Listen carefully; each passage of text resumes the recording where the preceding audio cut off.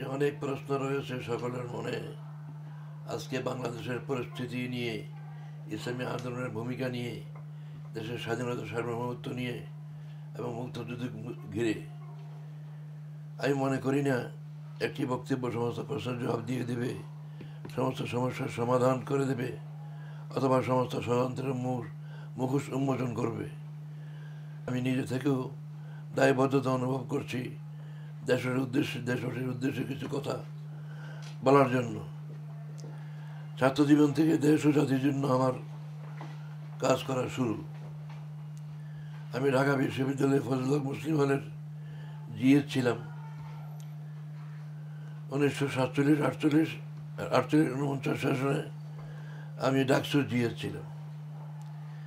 GS হিসাবে 1948 সালে পাকিস্তানের প্রধানমন্ত্রী লিয়াকত আলী খানের কাছে বাংলাকে রাষ্ট্রভাষা করার সহ অনেক দাবি দেওয়া সম্বলিত স্মারকলিপি পেশ করেছিলাম। পূর্ব বাংলার পক্ষ থেকে এই ধরনের দাবি ছিল এই প্রথম। বলা যায় যুক্তফ্রন্টের 21 দফার ভিত্তিও ছিল এই দীর্ঘ স্মারকলিপি। রাষ্ট্রভাষা আন্দোলনে আমি দুবার কারাবরণ করেছি। এইভাবে আমি আল্লাহর দেওয়া মানুষের প্রতি যে দায়িত্ব, সেটি পালন করার চেষ্টা করেছি সারা জীবন, এবং আল্লাহর কাছে শেষ বিচারের দিন জবাবদিহি করার প্রস্তুতি নিতেই সচেষ্ট ছিলাম সবসময়। তারই অংশ হিসাবে মুসলিমদের উপরে আল্লাহ নির্দেশিত দায়িত্ব রসুলের পথ অনুসরণ করে ইসলামের দাওয়াতের পাশাপাশি একামতের দ্বীনের কাজে নিজেকে নিয়োজিত করার লক্ষ্যে জামাতে ইসলামীতে যোগ দিই। একামতের দ্বীনের যে কাজটি সকল নবী রসুল এবং তাদের সাহাবা, তাবিঈনগণ এবং তাবিঈন করে গেছেন, তাদের পথ অনুসরণ করে সেই কাজে করার চেষ্টা করেছি আমি সারা জীবন। জামাতে ইসলামী সবসময় অন্যায়ের বিরুদ্ধে কথা বলেছে, শোষকের বিরুদ্ধে সাধারণ মানুষের পক্ষে কাজ করেছে, আর তাই শাসক এর নির্যাতনের মুখে পড়েছে জামাত ইসলামী বারবার। পাকিস্তানের শাসকদের দ্বারা জামাত প্রধান গ্রেপ্তার হয়েছেন, তার ফাঁসির হুকুম হয়, কিন্তু বিশ্ব জনমতের কারণে তাকে মুক্তি দিতে বাধ্য হয়। পাকিস্তান সরকার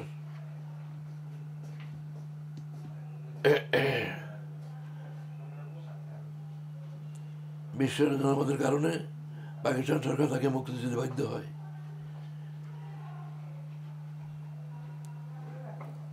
আইয়ুব খান জামাতকে ইচ্ছা অনুসারে কাজে লাগাতে না পেরে নিষিদ্ধ ঘোষণা করেছিল।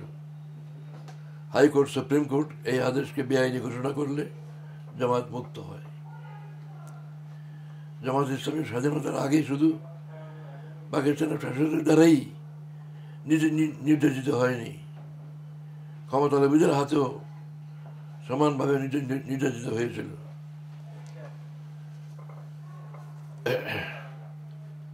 1969 সালে এক আলোচনাকালে ঢাকা বিশ্ববিদ্যালয়ের ছাত্র আব্দুল মালিক, ইসলামী ছাত্র সংগঠনের নেতা আব্দুল মালিককে হত্যা করে 1970 সালে জামাতের পল্টন জনসভা আওয়ামী লীগদের আক্রান্ত হয়।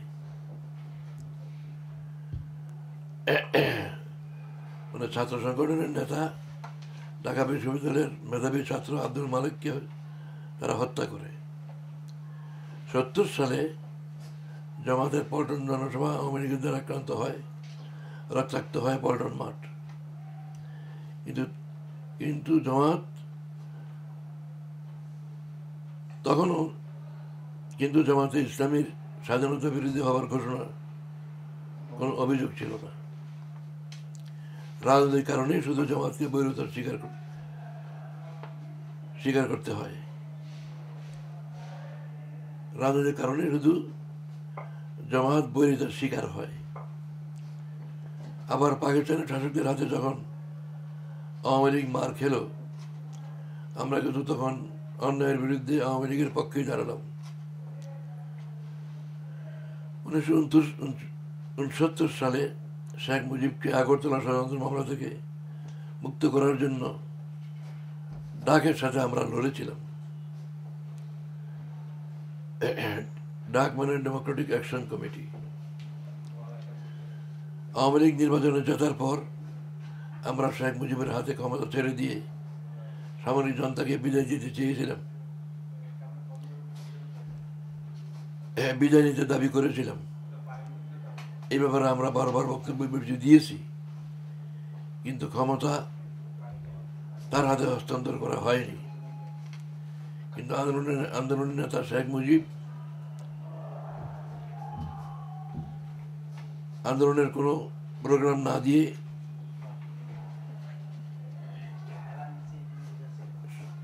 পাকিস্তান সরকারের হাতে গ্রেপ্তার হয়ে পাকিস্তান চলে গেলেন। মুক্তিযুদ্ধ শুরু হয়ে গেল। তখন আমরা সংকটে পড়লাম। ভারতে যাওয়া আমাদের পক্ষে সম্ভব ছিল না, ভারত আশ্রয়ও দিত না, এর প্রমাণও রয়েছে। এই অবস্থায় আমরা জনগণের পাশে থাকার সিদ্ধান্ত নিলাম। পাকিস্তানের শাসন কর্তৃপক্ষের বিরুদ্ধে আমাদের নিজস্ব অভাব অভিযোগ ছিল। আমাদের এই অসন্তোষ আমরা প্রকাশ করেছি। একই রাষ্ট্র কাঠামোর আওতায় পূর্ব পাকিস্তানের জন্য ব্যাপক স্বায়ত্তশাসনের পক্ষে আমরা সবসময় ছিলাম। অনুরূপভাবে বিচ্ছিন্নতা বা স্বাধীনতার বিপক্ষেও আমরা ছিলাম না। সম্মিলিত সিদ্ধান্ত নিয়ে এটা করা যেত, যেহেতু আমরা সংখ্যাগুরু ছিলাম। কিন্তু ভারতের সাহায্যে স্বাধীনতা আসবে তা আমরা মনে করিনি। আমরা মুক্তিযুদ্ধে অংশ নিতে পারিনি এসব কারণেই।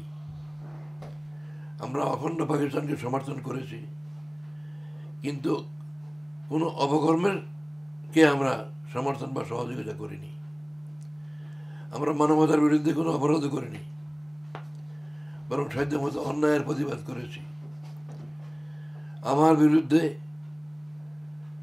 ৬২টি অভিযোগ এনেছে। যে ৬২টি অভিযোগ এনেছে সেই ধরনের অভিযোগ আমার নাগরিকত্ব মামলার সময় আনা হয়েছিল, কিন্তু সেই অভিযোগ সুপ্রিম কোর্ট গ্রহণ করেনি। ওই রায়ের অংশ ছিল, this court did not find anything except for hobnobbing with Pakistan junta. এরপরও তারা আবার আমাকে ওই অভিযোগের বিচারের মুখোমুখি করছে। এর মানে কি এই নয় যে ট্রাইব্যুনাল সুপ্রিম কোর্টের দেওয়া রায়কে পাশ কাটাচ্ছে? আমরা সবাই জানি এর কারণ কি। এর কারণ হলো রাজনৈতিক।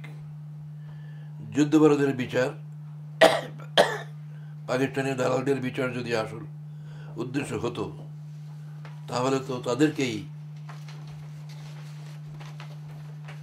প্রথমে ধরা হতো, যাদেরকে শেখ মুজিবুর রহমানের সময় তার নিয়োজিত তদন্ত কমিটি যুদ্ধাপরাধী হিসেবে চিহ্নিত করেছিল। তাদেরকেও ধরা হতো যারা সেদিন দালাল আইনে সাজাপ্রাপ্ত হয়েছিল। তখন তো তরতাজা এভিডেন্স এবং সাক্ষ্য প্রমাণের ভিত্তিতে তাদেরকে ধরা হয়েছিল। আজ কেন আমাদের ধরা হচ্ছে যাদের বিরুদ্ধে একটা মামলাও সেদিন ছিল না? এটা সরকার সম্পূর্ণ রাজনৈতিক কারণে করেছে। উদ্দেশ্য হলো জামাতকে মাঠ থেকে সরিয়ে বিএনপি থেকে জামাতকে বিচ্ছিন্ন করা। তা করতে পারলে আওয়ামী লীগের ক্ষমতা থাকা এবং ক্ষমতায় যাওয়ার পর সহজ হয়। মানে এটা প্রমাণিত হয়েছে ২০০১ সালের নির্বাচনে যে বিএনপি আওয়ামী লীগ প্রায় কাছাকাছি সমান সমান ভোট পাওয়া সত্ত্বেও জামাত বিএনপি একসঙ্গে ইলেকশন করলে আওয়ামী লীগ পরাজিত হয়।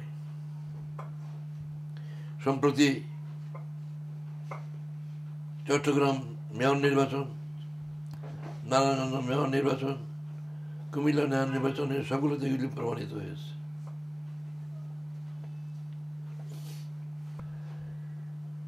জনগণের উদ্দেশ্যে আমার বক্তব্য হলো, এই দেশের স্বাধীনতা সার্বভৌমত্বের রক্ষা কবচ হলো ইসলাম। এই ইসলামই ভারত থেকে এই অঞ্চলটাকে বিভক্ত করেছিল। সেই ইসলাম যদি এই দেশে না থাকে, সেই ইসলামকে যদি দমন করা হয়, তাহলে এই দেশের স্বাধীনতার ভিত্তি থাকে না। এবং ভারতের সেকুলারিজম, ভারতের আদর্শ নিয়ে এই দেশ আলাদা একটা রাষ্ট্র থাকার যুক্তি কি? বাংলাদেশের পৃথক অস্তিত্ব যুক্তিহীন হয়ে পড়ে যদি ইসলামকে এই দেশে প্রধান আদর্শ হিসেবে স্বীকার করা না হয়। ইসলাম শুধু ধর্ম নয়, ইসলাম হচ্ছে একটা পরিপূর্ণ জীবন বিধানের নাম। এই জীবন বিধানের পক্ষে যারাই কাজ করেছেন এবং স্বৈরশাসনের পক্ষে থাকতে চাননি, তারাই হয়েছেন অপবাদের শিকার, অত্যাচার নির্যাতনের শিকার। নবী মুহাম্মদ সাল্লাল্লাহু আলাইহি ওয়াসাল্লাম, তার সাহাবীগণ, ইমাম আবু হানিফা, ইমাম হাম্বল রাহমাতুল্লাহ, এদের মতো ইসলামের খাদেমগণ সবাই অত্যাচারের শিকার হয়েছেন। ইমাম আবু হানিফা বা ইমাম হাম্বল রহমতুল্লাহ আলাইহি, এই দুজনের মতো অনেকেই কিন্তু অমুসলিমদের হাতে অত্যাচারিত হননি। যারা অত্যাচারিত হয়েছেন, শহীদ হয়েছেন ক্ষমতাধর মুসলিম শাসকদের হাতেই। স্বৈর শাসকদের কথা না শুনেই ছিল তাদের অপরাধ। আমরা কেউ তাদের মতো এত বড় নই, কিন্তু তাদের পথ অনুসরণ করেছি বলেই এই অত্যাচার। সরকার চায় দেশপ্রেমিকদের নানাভাবে জেলে ঢুকিয়ে প্রতিবাদের কণ্ঠ সরিয়ে দিয়ে দেশের সব কিছু ভারতকে দিয়ে দিতে। ওরা জানে আজ জামাত বাংলাদেশের 16 কোটি মানুষ ওটাতে টিবাই মুহম্মদের বিরুদ্ধে আছে। এই ট্রানজিট দেওয়ার বিরুদ্ধেও জামাত সোচ্চার, বন্ধ দেওয়ার বিরুদ্ধেও জামাত লড়ছে। সেই জামাত সহ সব দেশপ্রেমিকদের বিভিন্ন অজুহাতে আজ জেলে পোড়া হচ্ছে। প্রিয় ভাইরা, আপনারা মনে রাখবেন, স্বয়ং রাসূল সাল্লাল্লাহু আলাইহি ওয়াসাল্লাম রসুলকে যে কষ্ট করতে হয়েছে, শিয়াবে আবু তালেবের অবরোধ ভূমিতে, তার তুলনায় এসব কিছুই নয়। আমরা তার পথ অনুসরণ করার সিদ্ধান্ত যখন নিয়েছি, কষ্ট তো আমাদের করতেই হবে। আপনারা আমাদের জন্য চিন্তা করবেন না, চিন্তা করুন দেশের জন্য, দেশের সকল মানুষের জন্য, দিন ইসলামের জন্য। আমাদের জন্য যদি আল্লাহ শহীদের দরজা খোলা রেখে থাকেন, তাহলে তো আমাদের সৌভাগ্যের কথা। আমাদের জন্য ভাববেন না, দোয়া করবেন আর নিয়ম আন্দোলন করবেন দেশের মানুষকে বাঁচাতে, দেশকে বাঁচাতে, দেশের স্বাধীনতা সার্বভৌমত্বকে হেফাজত করতে। অনিয়মতান্ত্রিকভাবে কিছু করবেন না, দেশের মানুষের কষ্ট হয় তেমন কিছু করবেন না। আমি আপনাদেরকে অনুরোধ করব, দুর্বল আন্দোলন গড়ে তুলুন দেশের জন্য, দেশের মানুষের জন্য, টিবাইমুখ বন্ধের জন্য, ট্রানজিট বন্ধের জন্য, এবং এই সব কিছুই নিয়ম